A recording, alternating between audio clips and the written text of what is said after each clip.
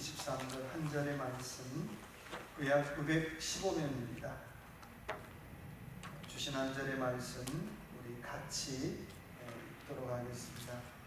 모두 지킬 만한 것 중에 더욱 내 마음을 지키라. 생명의 근원이 이에서 한 번 더 읽을까요? 같이 읽겠습니다. 모든 지킬 만한 것 중에 더욱 내 마음을 지키라. 생명의 근원이 이에서 나니라. 아멘. 찬송가 344장 찬송 드리겠습니다.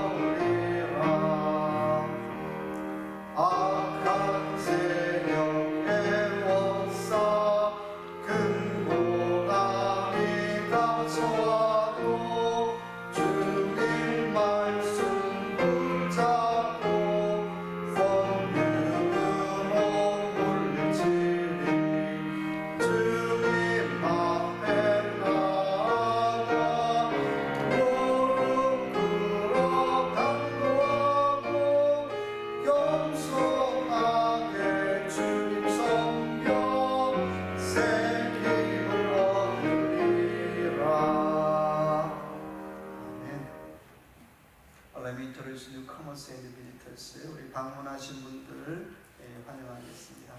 우리 김정아 회장님 나오셨는데 우리 감사의 박수 한번 돌리겠습니다. 정원국 회장님 네 분 나오셨습니다. 우리 감사의 박수. 박인석 집사님 따님 우리 지영자매와 또 그 친구 나오셨는데 박수 한번 드립니다. 우리가 기도했던 것처럼 우리 김원중 집사님 회복을 위해서 여러분 마음 기도 부탁드리겠습니다. 주신 말씀 가지고 리셋이라는 말씀의 제목으로 주신 은혜 같이 나누기 원합니다. 우리 옆에 분들 한번 인사 한번 할까요? 코로나 기간이긴 하지만 잘 이겼습니다. 잘 이기셨습니다. 라고 한번 인사하십시다. 잘 이기셨습니다. 제가 원장님 중에 까먹었습니다. 원장님 나오셨습니다.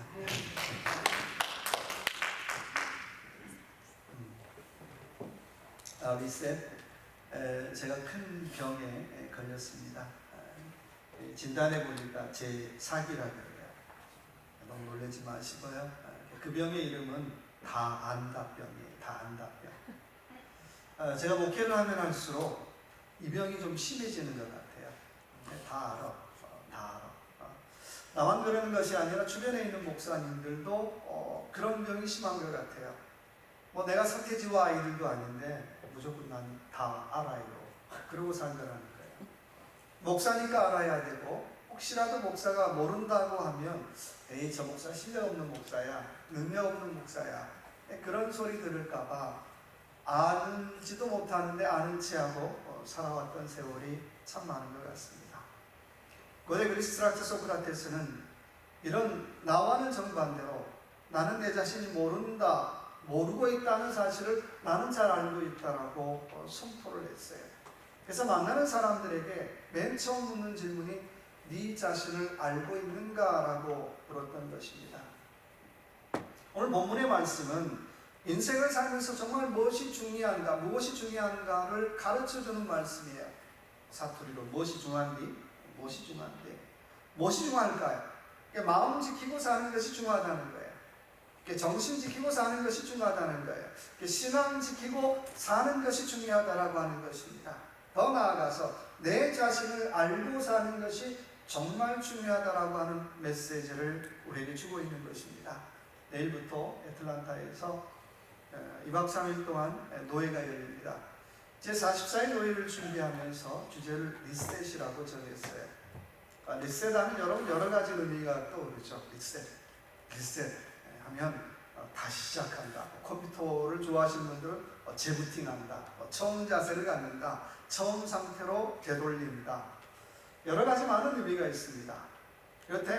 그런데 어떤 의미든지 간에 다시 한번 저와 여러분의 마음을 리셋시켜서 우리의 마음을 지키고 믿음을 지키고 우리의 삶을 지키는 저와 여러분들 되시길 주님의 이름으로 축원합니다. 오늘 우리 마음을 리셋시키는 세 가지 길을 한번 같이 한번 나눠봅시다. 자, 첫 번째 한번 따라봅시다. 비우라. 이게 첫 번째 리셋의 키는 비우는 것이에요. 여러분, 목회를 또 신앙생활을 잘하는 키가 있다면 먼저 비우는 거예요. 인생을 내가 잘 살고 싶다면 좀 먼저 비우라는 거예요. 생각 좀 비우고 욕심 좀 비우고 뭐 그래야 되겠죠. 내가 내 마음을 자꾸 비워내야 하나님의 은혜로 채울 수 있다는 거예요. 내가 내 것이 가득하면 하나님의 은혜가 들어올 자리가 없더라고 하는 것입니다. 신앙생활을 오래 하면 할수록 사람이 부드러워지고 사람이 좋아지고 사람이 영적으로 건강해져야 되는데 은혜가 들어오지 못하면 신앙생활을 오래 하면 할수록 특징 하나 있어요. 고집이 무지무지 세요. 저 인간 황소고집이야. 저 목사님 황소고집이야. 이 얘기는 뭐냐면 은혜는 안 들어오고 어떻게 해요? 자꾸 자기 생각으로 자꾸 무장하고 살더라는 거예요. 정말 그 속에 하나님 말씀이 들어갔다면 부드러워져야 되잖아. 인상도 부드러워지고 그 사람이 삶의 태도도 부드러워져야 되잖아요. 근데 나는 신앙생활을 그렇게 오래 했는데 부드러워지지 않는다면 과연 나는 지금 비우고 사는가라는 질문 우리는 해보셔야 된다라고 하는 것입니다. 빌립보 2장 5절의 말씀에 너희 안에 이 마음을 품으라 곧 그리스도 예수의 마음이니 라고 말씀하고 있어요. 예수 그리스도의 마음은 어떤 마음일까요? 비움의 마음이죠. 내가 비워야 채울 수 있다라고 하는 것입니다. 우리 옆에 분한테 인사할까요? 비우고 삽시다. 비우고 삽시다. 비우고 삽시다. 요즘처럼 먹는 것이 풍족한 때에 적게 먹을수록 오래 산다는 책들이 다시 한번 유행하는 것 같아요. 오래 사는 비결을 이렇게 소개합니다. 나이가 60이 넘어가면 70%만 먹고 만족하라고 말씀하고 있어요. 그리고 만약에 당신이 60%만 먹을 수 있다면 평생 의사가 필요 없다라고 선포를 해요. 우리 얼마나 병원 많이 찾았어요. 내가 병원을 많이 찾았다는 얘기는 저부터도 나는 120%를 먹고요. 어떤 때는 200%를 먹었다는 거예요. 그러기 때문에 자꾸 병원을 찾더라는 거예요. 내 위장 속을 비우는 것만큼 내가 오래 살 수 있다라고 하는 것입니다. 내가 위장을 비워야 오래 살 수 있는 것처럼 우리 마음도 비워내야 영적으로 건강할 수 있다는 거예요. 우리가 하루에도 2만에서 6만 가지 생각을 하는데 과연 그 중에 쓸만한 생각 몇 개나 될까요? 과연 그 생각이 내 신앙에 내 인생에 도움되는 생각이 얼마나 될까? 조금 더 들어가서 하나님 앞에 기쁨이 되는 생각이 얼마나 될까 질문해 보신 적 있나요? 제가 두 번째로 목회했던 동네가 경상북도 영덕이에요. 교인이 일곱 분이었는데 글 모르는 분 두 분이고요. 70이 넘으신 분 세 분이었고요. 50대가 두 분이었어요. 26인가 7에 담임 전도사를 했죠. 이 70이 넘으신 이 세 분 중에 두 분은 친구였어요. 술만 잡수면 교회에 와서 주무시는 거예요. 교회가 마룻바닥이기 때문에 거기서 주무시다 가시는 거예요.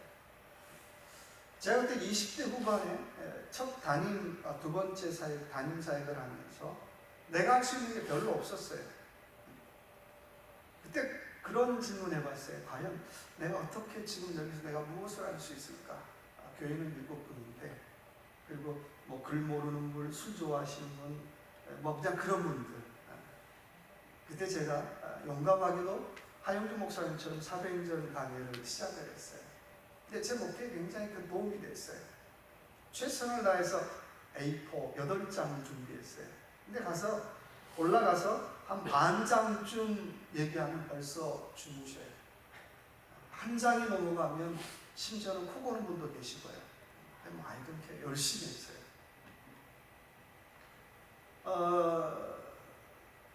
뭐 교회가 주보 만들 형편도 안 돼서 그때는 286이었잖아요. 286 컴퓨터를 쳐가지고 디스크에 저장해서 읍내 복사집 가서 그거 복사해서 몇 장 그렇게 해왔던 시절이에요. 근데 그런 질문했어요. 내가 어떻게 하면 좋은 목회를 하는 것일까? 내가 어떻게 하면 내가 좋은 목사가 될까? 내가 어떻게 하면 좋은 목회자가 될까라는 질문을 가장 많이 했던 시절이었습니다. 가장 힘들었지만 가장 인생에 대해서, 신앙에 대해서, 목회에 대해서 가장 진지한 질문을 했던 시간이 바로 그때였다라고 하는 것입니다. 철학자 플라톤은 인생을 가리켜 이렇게 얘기합니다. 인생은 세월이라고 하는 동굴에 갇혀서 동굴벽에 나타난 그림자만 바라보고 살아가는 삶이라고 얘기했어요. 동굴에 갇혀서 동굴벽에 나타난 그림자만 바라보고 살아가는 것이 인생이라고 조롱하듯 얘기했어요. 목회자로서 나는 어떨까요? 신앙생활은 여러분 어떨까요? 혹시라도 나도 세월이라고 하는 동굴에 갇혀서 성공이라고 하는 그림자, 썩 괜찮은 목사, 썩 뭐 괜찮은 사람, 썩 괜찮은 신앙인이라고 하는 그런 그림자, 그 그림자만 보고 살아가고 있지는 않는가?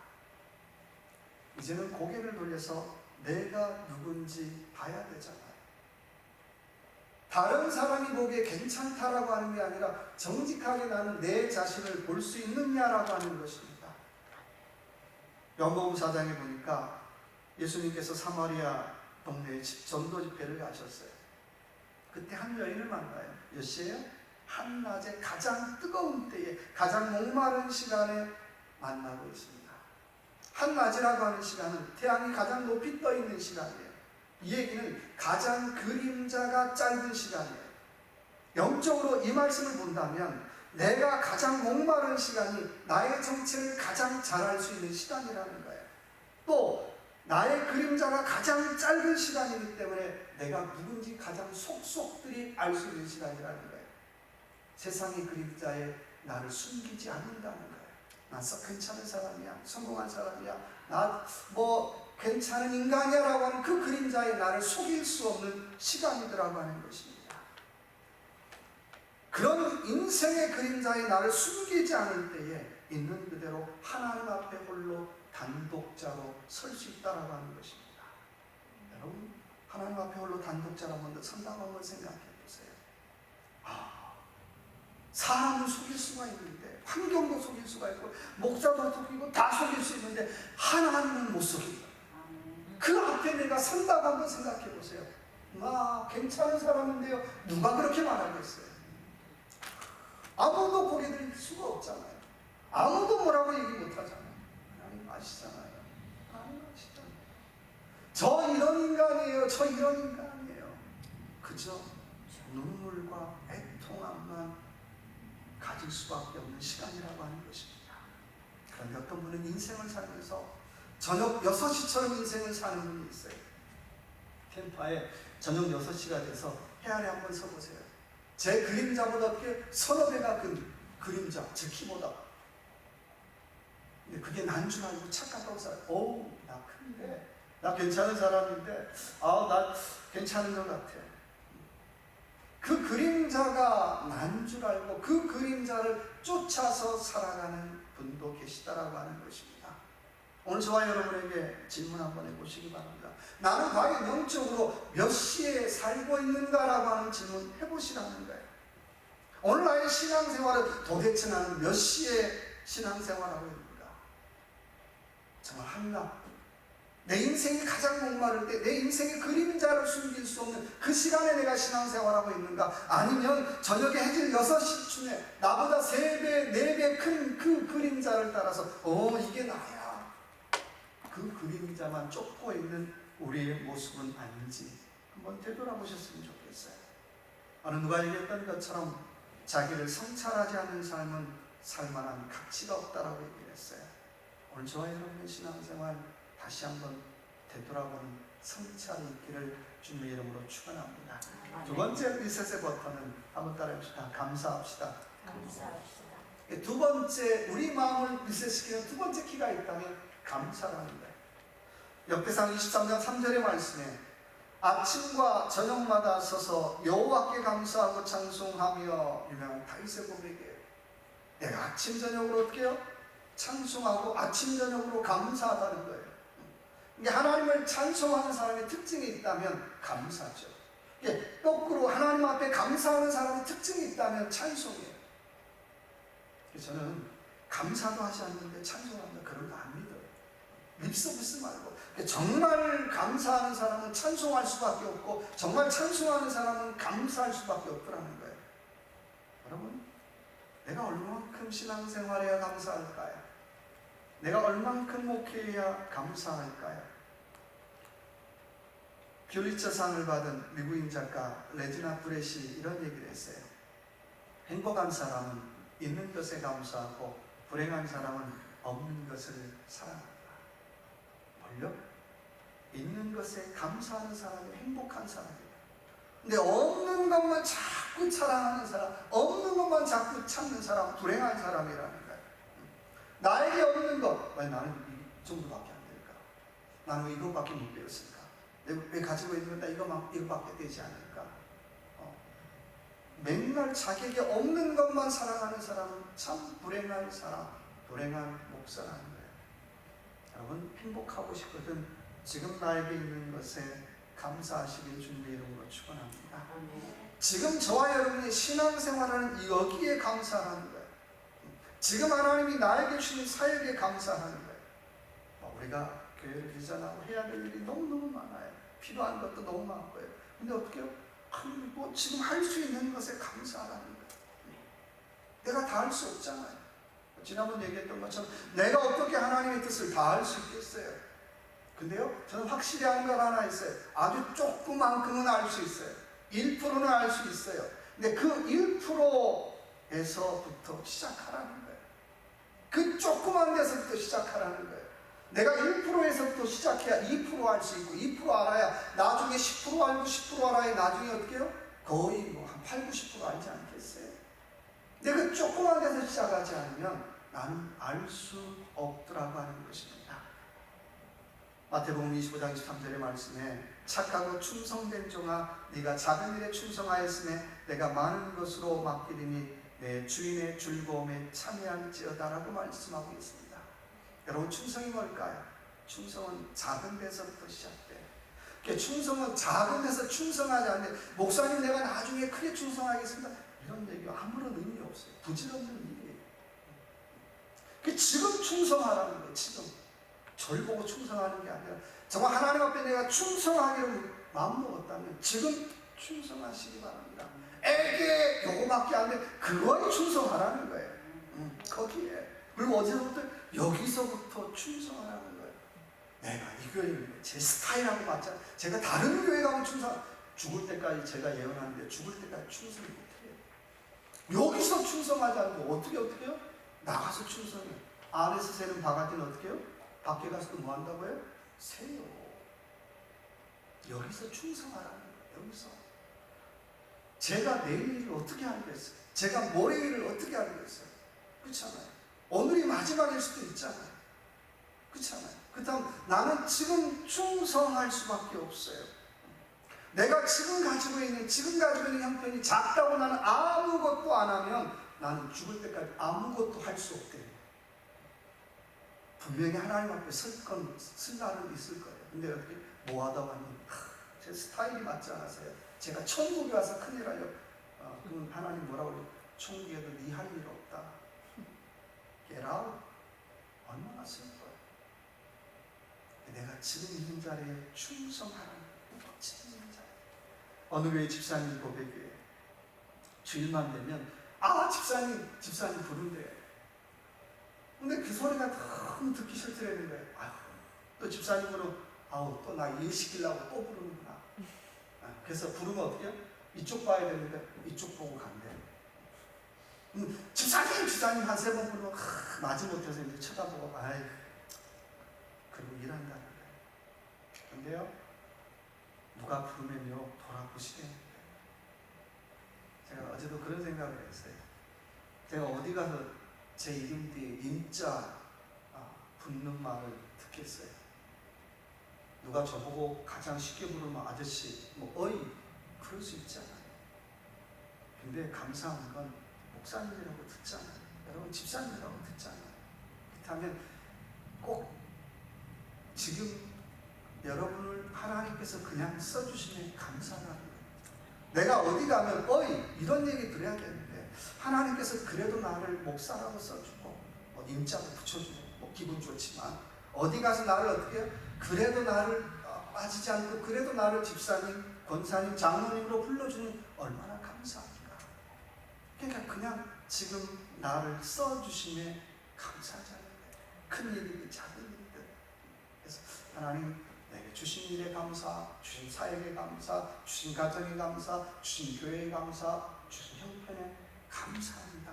고백할 수 있는 저와 여러분의 삶이 되시길 주님의 이름으로 축원합니다. 네. 세 번째 리셋의 세 번째 키가 있다면 한번 따라해 봅시다. 아모르 파티. 아모르 파티. 그러니까 김연자 노래가 제일 먼저 생각이 나죠. 김연자 노래가 아니고요. 유명한 라틴어예요. 그 말의 뜻은 자기의 운명을 사랑하라는 거예요. 여러분에게 주신 운명을 여러분 사랑하라는 거예요. 로마서 12장 11절의 말씀을 우리가 부지런하여 게으르지 말고 열심을 품고 주를 섬기라라고 말씀하고 있어요. 그러니까 아모르 파티는 물론 김연자가 불렀던 노래이긴 하지만 21세기 유명한 철학적인 주제죠. 아모르 파티. 정말 자기 운명을 사랑하고 인생을 의미 있는 인생을 살라는 거예요. 여러분 질문해 보세요. 나는 정말 의미 있는 인생을 살고 있는가? 나는 의미 있는 신앙생활을 살고 있는가? 다른 사람 보기가 아니라 내 스스로 알잖아. 나는 과연 의미 있는 신앙생활을 살고 있는가? 한 여행하는 한국분이 유럽의 한 동네를 여행을 하다가 커피집에 들어갔어요. 바리스타가 커피를 쭉 따라주잖아요. 바리스타와 이런저런 얘기를 나눴어요. 근데 바리스타에게 당신 뭐 하는 사람입니까? 바리스타한테 당연히 바리스타라고 얘기할 거 아니에요. 근데 그 바리스타가 저는 바리스타는 아르바이트고요. 저는 시인입니다. 시인. 뭐요? 시인이요? 한국 사람은 우습잖아요. 그래요? 시인이면 혹시 시집 낸 적 있습니까? 아니요. 시집 낸 적이 한 번도 없습니다. 아니 뭐 시집도 안 냈는데 무슨 시인입니까? 나는 시집은 내지 못했는데요. 나는 시를 좋아하고 지금도 시를 쓰고 있기 때문에 나는 시인입니다라고 대답했다는 거예요. 그 말에 한국 그 여행객이 굉장히 충격을 받았다는 거예요. 자기 생각에는 시를 한두 권쯤 내야 시인이라고 어디가 명함 내릴 텐데 나는 시를 사랑하고 시를 쓰고 있기 때문에 나는 시인입니다라고 대답했던 그 바리스타 얘기에 내가 인생을 참 잘못 살고 있구나라고 하는 생각이 들었다라고 하는 거예요. 우리나라 사람들은 모든 것을 숫자로 표시하기를 참 좋아합니다. 한국 사람들에게 중산층의 조건에 대해서 질문을 했어요. 이렇게 얘기했어요. 많은 사람들이 은행 빚이 없는 30평 아파트에 산다. 두 번째는 월 수입은 500 이상 돼야 돼. 5,000불 이상 돼야 돼. 세 번째는 자동차는 2000cc 이상은 끌어야 한다. BMW.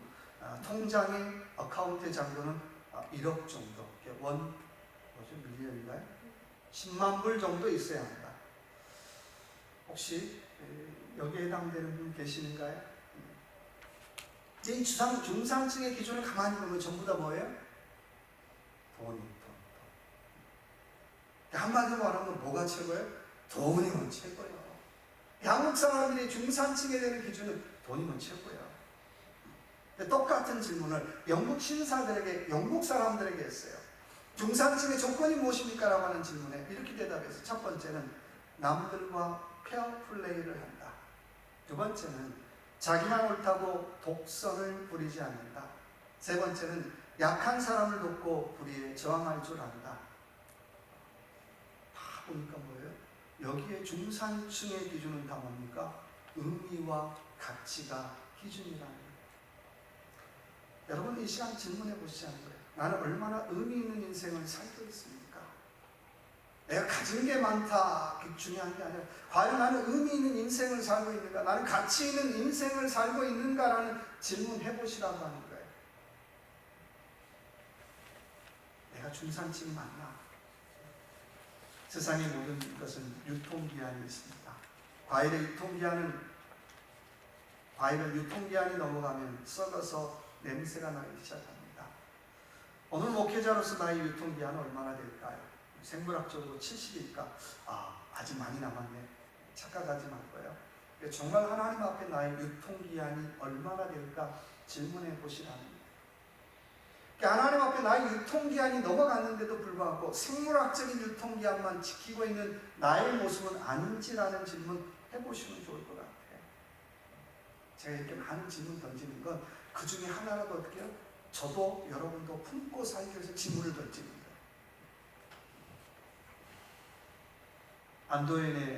안도현 시인의 시 너에게 묻는다라는 시에서 이런 시가 있습니다.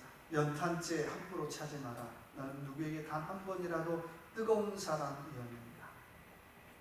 여러분 나는 누구에게 단 한 번이라도 뜨거운 적이 있었습니까? 성도들에게 단 한 번이라도 뜨거운 적이 있었습니까? 교회를 향해서 단 한 번이라도 뜨거운 적이 있었습니까? 내 사역에 단 한 번이라도 뜨거운 적이 있었습니까? 제가 아는 권사님 한 분이 그런 얘기를 했어요. 목사님, 저는요 아직도 예배 드릴 때마다 설레고 감격스럽습니다. 예배 드릴 때마다 설레고 감격스럽습니다라는 얘기를 저한테 했는데요. 근데 제가 그 질문을 그러면 그 예배를 인도하는 너는 뭐냐? 그 예배를 인도하는 너는 설렘과 감격이 있는가라는 질문을 해보았어요. 예배를 드리는 권사님, 나는 목사님, 나 예배 드릴 때마다 설렘과 감격이 있습니다. 그러면 도대체 나는 설렘과 감격이 있는가? 우리는 목욕탕을 참 좋아하죠. 내가 목욕을 하러 목욕탕에 들어가서 2박 3일 동안 미지근한 물에 탕 속에 있다가 한번 나왔다고 생각해 보세요. 개운할까요? 2박 3일 동안 때만 불리고 나오죠. 온몸에 때네. 개운하잖아요. 근데 단 5분을 뜨거운 물 속에 들어갔다 나오면 어떻게 해요? 뜨겁더라도 들어갔다 나오면 나올 때 어떻게 해요? 와, 개운해. 5분 들어갔는데 우리의 신앙생활이 그래야 되지 않을까요? 마치 2박 3일 동안 미지근한 물 속에 있는데 때만 불고 있는 것이 나의 목회, 우리의 신앙생활은 아니냐는 거예요. 때만 조금 좀 불어나는데 영은 어떻게 해요? 찜찜하고 영 개운하지 못해요. 한 번도 5분을 들어가더라도 뜨거운 탕 속에 들어갔다 뜨거워. 근데 나올 때 이야 개운해. 내가 이 맛에 목욕하지. 그렇게 신앙생활해야 되지 않느냐는 거예요. 로마서 12장 11절의 말씀 제가 다시 한번 읽겠습니다. 부지런하여 게으르지 말고 열심을 품고 주를 섬기라. 공동번역이 이렇게 번역합니다. 당신은 게으르지 말고 부지런하여 열렬한 마음으로 주님을 섬기십시오. 어떤 마음으로요? 열렬한 마음. 어디서 많이 듣던 얘기죠. 어디서 많이 하죠? 북한에서 많이 쓰던 말이잖아요. 이 좋은 말을 북한에서 다 씁니다. 우리는 못 쓰잖아요. 열렬한 마음. 열렬한 마음. 여러분, 열렬한 마음. 하나님 앞에 나는 그 누구를 향하여 뜨거운 적이 있는가? 내 사역이 정말 개운한가? 내 신앙생활이 개운한가? 내가 때만 불리고 있는 건 아닌지 다시 한번 질문을 해보고 하나님 앞에 열정 있는 그런 저와 여러분의 신앙생활 되시길 주님의 이름으로 축원합니다. 같이 한번 기도하십시다. 하나님 비우길 원합니다. 감사하길 원합니다. 다시 한번 열정이 있기를 원합니다. 라고 이 시간 주여 한번 외치고 같이 한번 통성으로 같이 한번 기도하겠습니다.